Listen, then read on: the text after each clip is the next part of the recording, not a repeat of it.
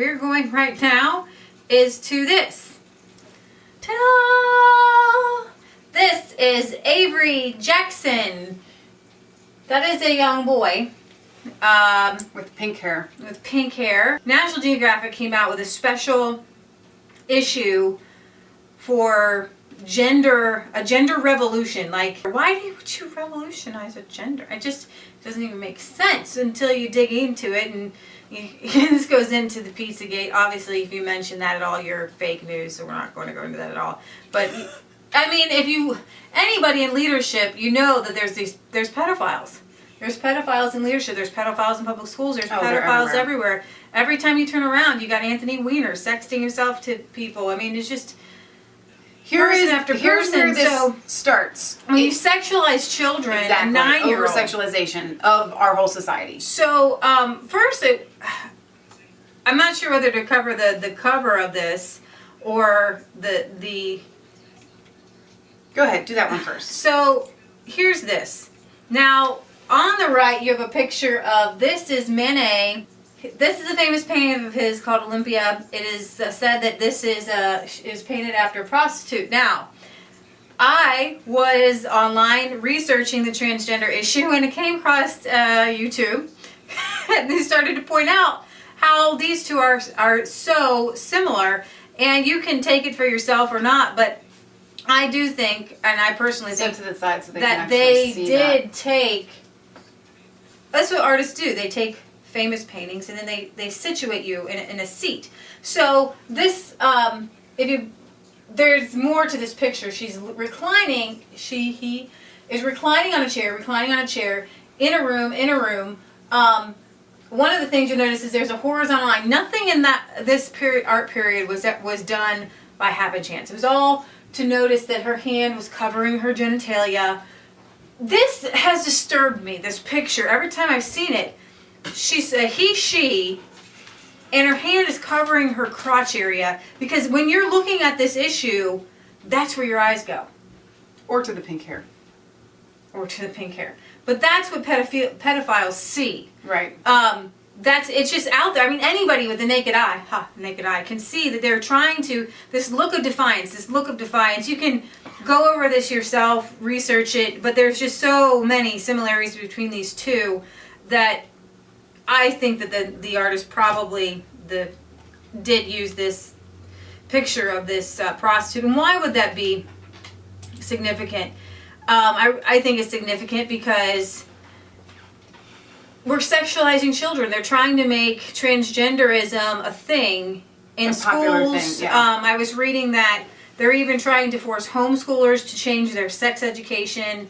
A lot of parents are pulling their kids out because they don't want their kids to be taught about homosexuality. They don't want to be taught about transgenderism. They don't want their kids with transgender bathrooms, and we'll get to that in this episode too.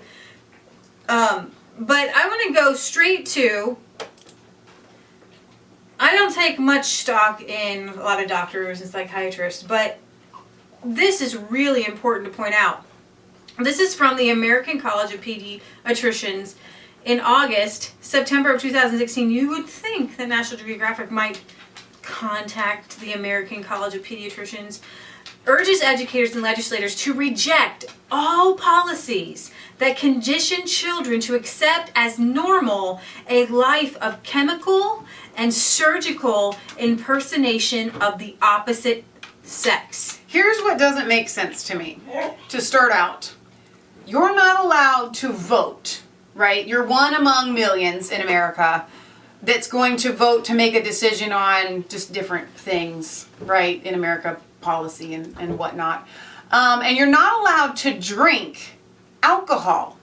You're allowed to vote till you're 18. And you're not allowed to drink alcohol until you're 21. But you're allowed to take life-altering medication and psychological lifestyle changes when you are in a pubescent age period that will define you and retard your sexual growth for the rest of your life.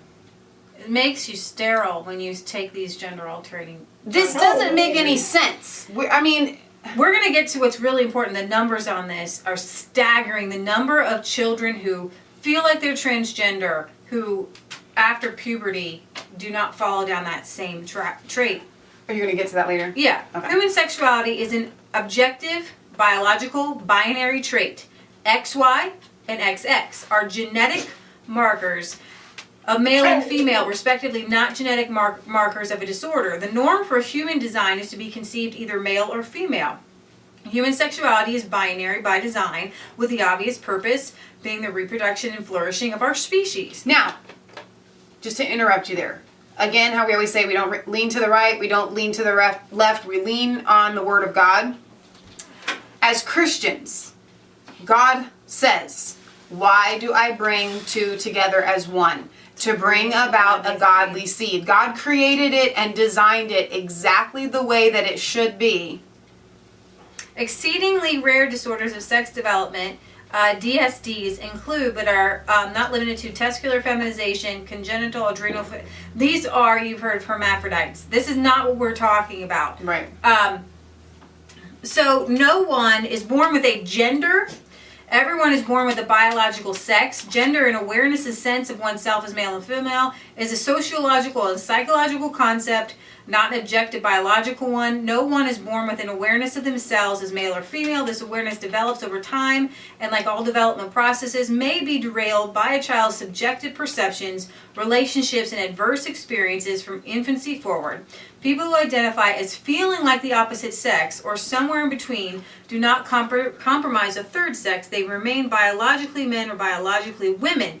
Now, I believe that everybody is born with a gender. I feel like we're mincing words when we say biological sex. When you and go gender. back to John Locke, the original, he always talks about nature and nature's God and the laws therein. This goes back to that. The law of nature tells us they're inherent. The laws of nature, that's why it's so important. And our country was founded on John Locke's kind of revolutionary writings on the subject of the laws of nature. What nature tells us outright as things are. Right. This is a law of nature.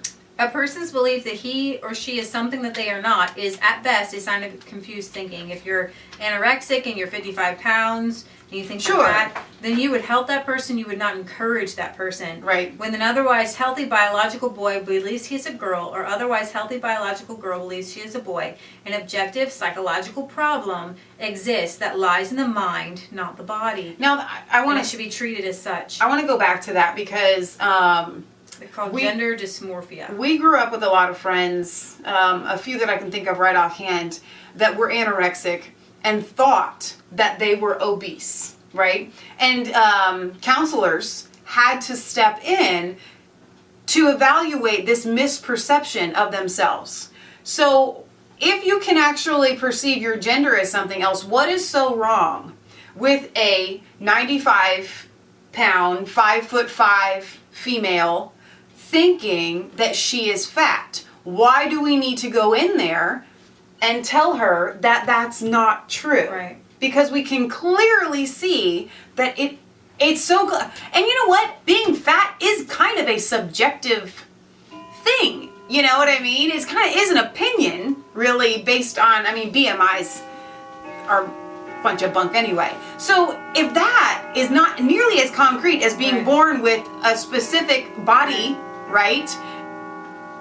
You know what I'm saying? exactly It's what just you're saying. this is absurd. So puberty is not a disease, and puberty-blocking hormones can be dangerous. Reversible or not, puberty-blocking hormones induce a state of disease, the absence of puberty, and inhibit growth and fertility in a previously biologically healthy child. So Child. So this child could take these drugs. Yeah, and they've got this other girl, this jazz girl guy, little boy, and I think he You is can refer to him as his biological. I think he is taking the stuff to block the hormones, and I feel But like let's say Jazz walks into a tattoo parlor and wants to get a tattoo that's going to be on his body for the rest of his life. They're going to look at him and they're going to say, "Are you 18?" Right. And he's going to say, "No." Right. And they're not going to give him a tattoo. And correct me if I'm wrong, because I may be wrong about this. If his parent walks in this tattoo parlor with him, I think at like 16 you can. okay, let's say we're talking about children here. Right, yeah. Right? Let's say that a 12-year-old, a 9-year-old walks in. Right. If the parent walks in with them, can the tattoo parlor give him a I tattoo? don't think so. So if you're not allowed to get a tattoo, which is really in comparison as messing up, because it's so well known that our brain functions are not fully developed, and I think for males it's something like 26. Yeah. Females it's like 21 or 22, where our brain is literally fully developed. Right. If you can't get a tattoo before your brain is fully developed, I think that's why the drinking age is at 21. right, then why is it that you can do something that will alter? Now go back to what you were, or no, keep reading. According to the DSMV, as many as 98, now this is really important, as 98% That's what I was getting at, of yeah. gender-confused boys and 88% of gender-confused girls eventually accept their biological sex after naturally passing through puberty. Read that percentage one more time. 98% of gender-confused boys and 88% of gender-confused girls eventually accept their biological sex after naturally passing through puberty. So Only 2% of gender-confused. So, like, here's the main issue, is that these children, especially boys, have not, you have to understand this, they have not yet experienced the essence and the hormones and the feelings that Right. come, the emotions that come, the drives that come with puberty. The little girls have yet to experience, menstruation and things like that. Right. There's hormones that happen that make you had a phase of tomboys. It's so natural, especially being able to. my brother was a huge fan of the Dallas Cowboys. We live in Cincinnati, Ohio. And I wanted everything Dallas Cowboy. I had a Dallas Cowboy starter jacket. I had a Dallas Cowboy hat. And I wanted to be like my brother. I had a pillow and a trash can. Everybody knew it by Michelle. And I didn't even watch the games. Right? But I just wanted to admired be my like brother her so brother. much. I wanted to be just like him. And I think that's what we have going on right now. I would go out with my cousins and our cousins. We have boys that are cousins. And, like, I didn't want to be a boy. Right. But the boys always had so much more fun. Yeah. The Boy Scouts, and I've seen that comment. Like, I saw 100 comments of Right. girls saying the same thing. Boys had more fun. Yeah. Boys had more fun. I dressed like a boy. I put on hats. I went around. I wanted to be like the boys. Yeah.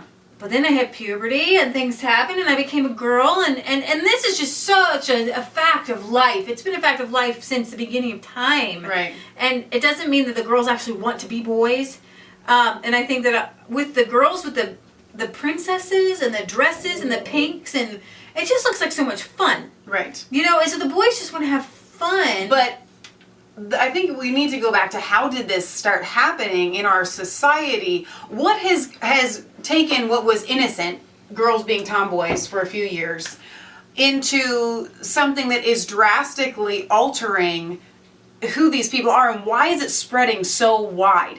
And the answer is the over-sexualization of our society. And it's in the public schools, Yeah. taking God away, and it's in the school books. It's taught to Right. children. That's why I'm so against public schools, because it's a Right. It's a- centralized place of brainwashing. Let me just Exactly. get right here to. We can continue talking, but I want to say, children who use puberty blockers to impersonate, you're never going to be the other biological sex. Exactly. Ever. You Right. cannot change the X, Y, and the X and the X's and the Y's. You can't do it. Cross-sex hormones, testosterone and estrogen are associated with, listen you guys, dangerous health risks, including but not limited to high blood pressure, blood clots, stroke, and cancer. So we have no idea where this is going to lead. And the rates of suicide are 20 times greater among adults who use cross-sex hormones. You're changing your unacceptable. hormones. You know what it's like to go through that time of the month and the hormones that go through your body. Imagine putting those in your body and you're a guy. No, those numbers of 20. Here's the thing: our risk of suicide in our day and age is already way too high. Life is already way too hard. Conditioning children into believing that a lifetime of chemical and surgical impersonation, because that's what you have to go through. Right. Lifetime of the opposite sex is normal and healthful is child abuse. It is. Endorsing gender discordance as normal via public education, because this is what it goes through the public education first. Right. That's how kids get the ideas of it. Right. And legal policies will confuse children and parents, leading more children to be present to gender clinics where they will be given puberty blocking drugs. This in turn virtually ensures that they will choose a lifetime of carcinogenic and otherwise toxic cross-sex hormones and likely consider unnecessary surgical mutation of their healthy body parts as young adults. This It really breaks my heart because when you go back to that line of it's child abuse, it's child abuse, it's child abuse. Whenever you as a parent see another parent not disciplining their child, right? Or not being nurturing or caring or loving, we think to ourselves, that's child abuse, because those very faint nuances of parenting shape who a person grows up to be. Absolutely. Faint nuances, okay, of an extra hug or a loving touch or a no, you can't do that, you can't have that, whatever. And so what you have is you have a child that is expressing an I want because I saw something or I heard something. And what you're allowing them to do is to embrace that I am an adult at 9, 10, 11, 12, and to make those decisions. So as a parent, you're following the child instead of leading the child. Well, this leads into the feminist push transgenderism. Oh, sure. But what's so hypocritical is that I love this. Leah brought this up yesterday. Guys, follow this train of thought. Feminists tell girls you can do anything. You can be anything. Pink doesn't define a girl. They want to get rid of colors. Yeah, exactly. Pink is not a girly color. It doesn't matter what color. Blue isn't a boy color. You can do anything. You're wearing blue. Anything that boys can do. Girls can do. There's no set of boy If girls things. want to play with monster trucks and still be a girl, let them. And if boys want to play with dolls and still be a boy, let them. And so there's this huge, there's no genderism. But then this Avery young person, same exact people. how does he define himself as a girl? Right. What Avery, this person, is now saying is being a girl to me is wearing pink, playing with dolls, and to a girl that would want to change into a boy. Being a boy to me, they would often say, is being able to play the guy sports, is to be being able to wear guy things, and be able to be interested So it's the opposite of the embracing of feminism. Right. And it's first they break down gender.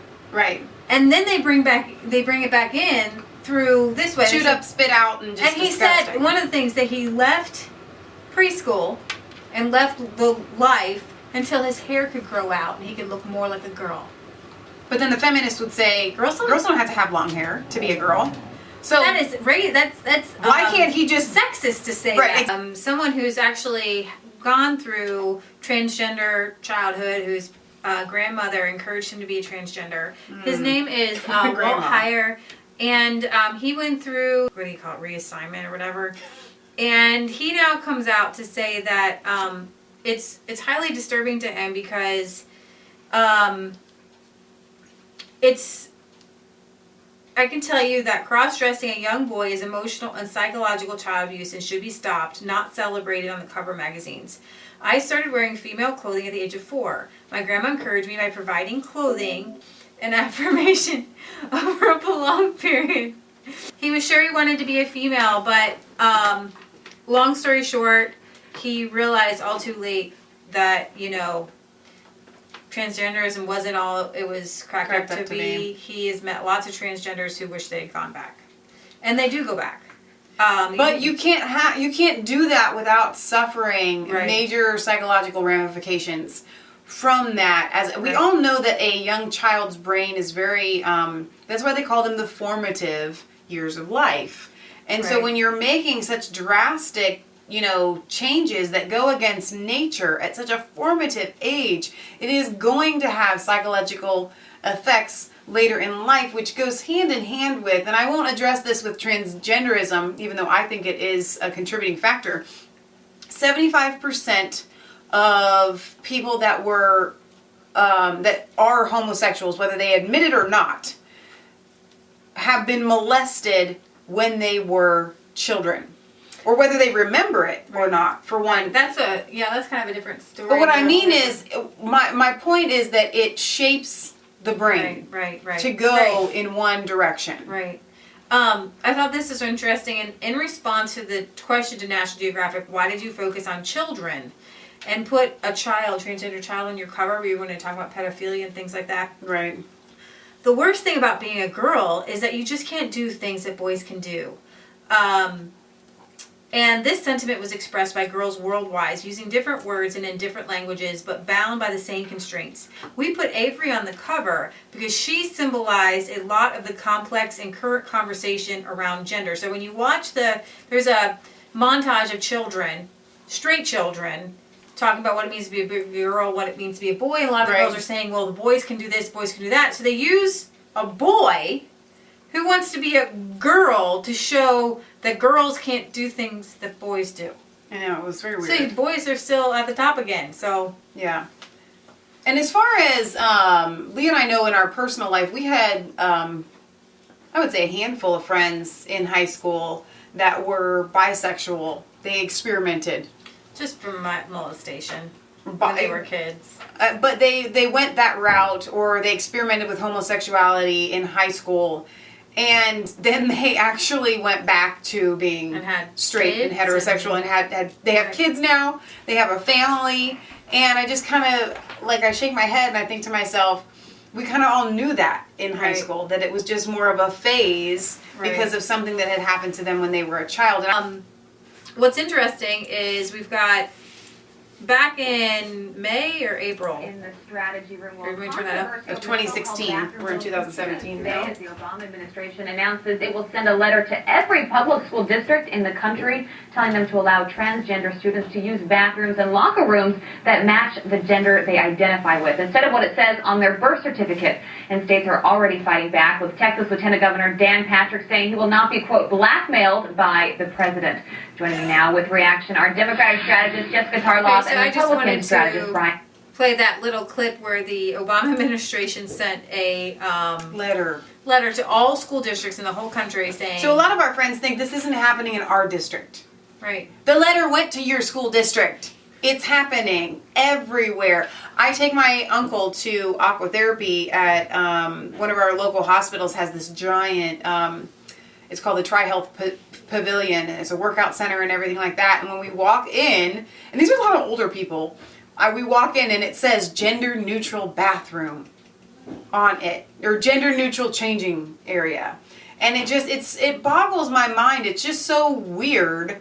And when you walk in there, it's just a set of lockers with a regular floor, and then there's individual shower rooms and restrooms. So they're individual restrooms. So the fact that it even needs to say gender neutral doesn't make any sense to me, because they're individual they're like individual little rooms. It's not like it's just this, locker room where everybody's and that's showering. That's just not, you don't have that in schools and in public places. Yeah. It's so weird to me that our society has shifted so much. The judge, back in October, a judge had ruled in August that this was, he reaffirms that the judges can make these sweeping decisions. Nationwide ban on Obama's transgender school bathroom policy. This is what you want to happen. Okay, well. This is what you want. Still not sure that the judges the way can it's make worded, decisions. The way it's worded is he banned Obama's thing. Right. Okay, and then he did it twice. A federal judge in Texas has largely rejected the Obama administration's request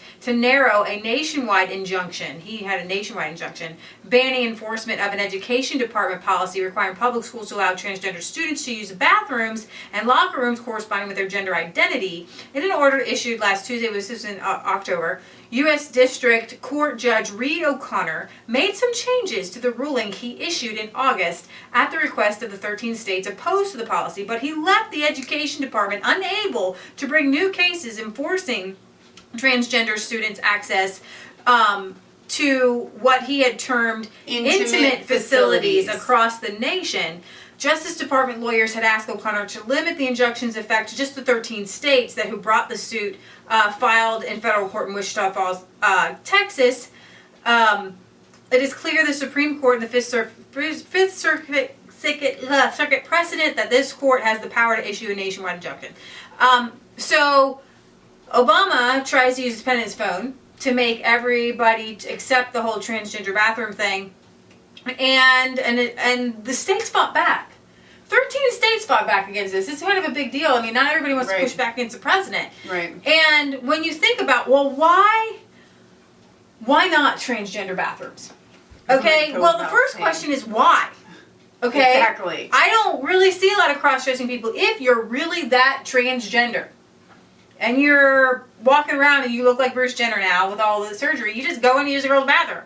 Nobody's going to ask you. Nobody's going to say anything to you. Right? This isn't an issue, but the issue is pushing every button on people, just hitting them with all kinds of sexual weirdness and perversion. The fact that we're even talking about it. When you, as an adult, like the cover on the National Geographic magazine, go to discuss a sexual preference of a child, you are really participating in... It's just insane. Like child pornography and molestation. It's just, it's wrong. Pedophilia. It's so... Your sexuality shouldn't be addressed until you are of age anyway, and then maybe we can have a discussion. Right. But at a child under before puberty doesn't even understand what a sexual sexual orientation. How do you say that? Sexual orientation. Yes. Is orientation, whatever.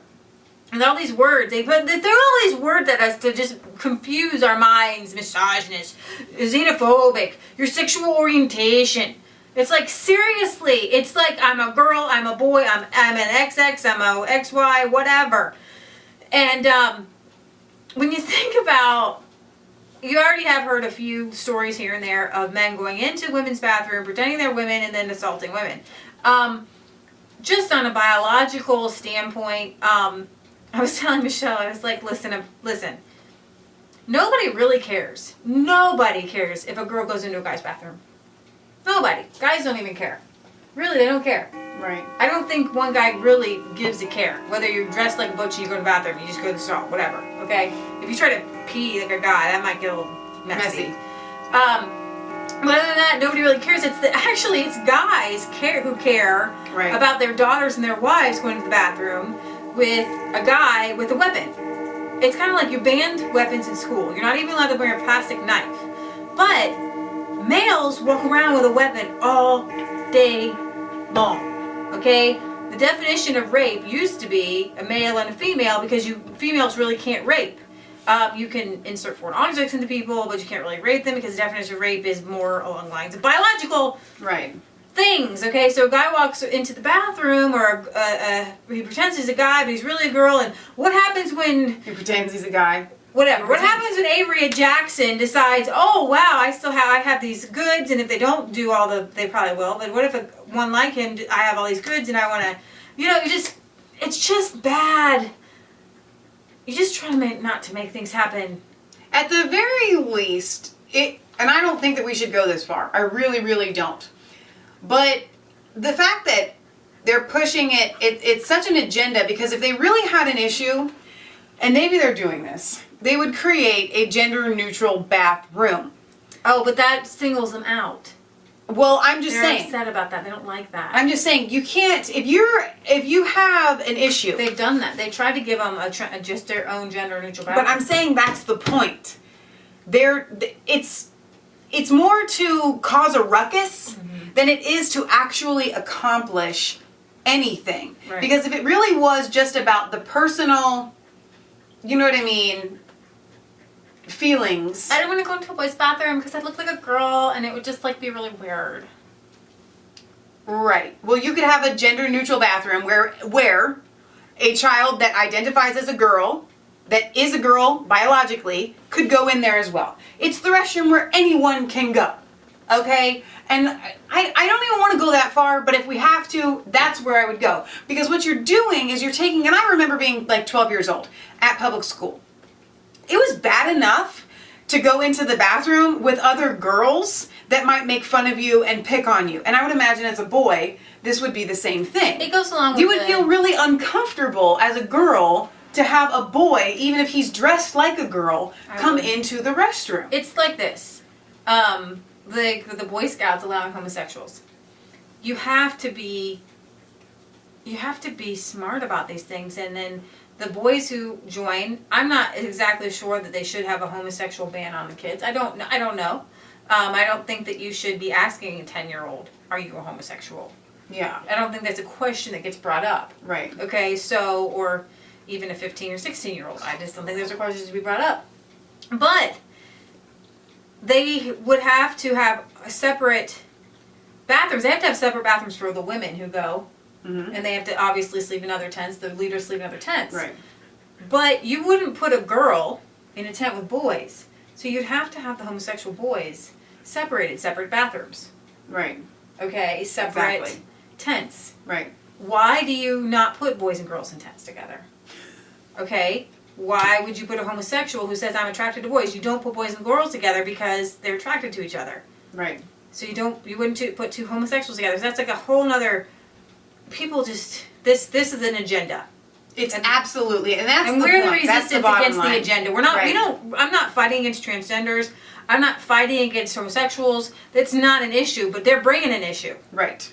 They're like pushing in on not societal norms or our morality. Right. But just common sense. And I can tell you right now for a fact, sorry, I have a hair in my face, that 50, 60, 100 years ago, when none of this was an issue, many people like to pose the argument, well, all of these people were just in the closet, hiding. They were not. I can tell you that the amount of homosexuals, transgenders, whatever, LGBT, whatever you want to identify as, they were not hiding in the closet. They didn't exist, okay? It spreads. And how does it spread? It spreads by pushing the agenda. It spreads by demoralizing our children in the public schools, by even you as a parent sitting down and watching a movie that is inappropriate even for you to watch.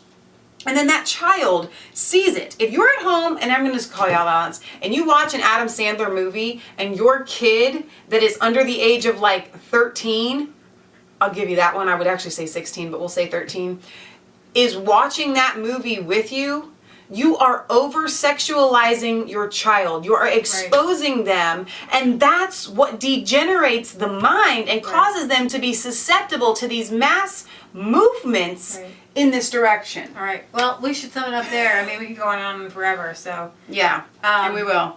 leave your comments. Let's talk about it. Yes. What do you think? Resistance Chicks, where it's not a conspiracy if it's the truth. You want to stop it there? Go on the next one. Yep.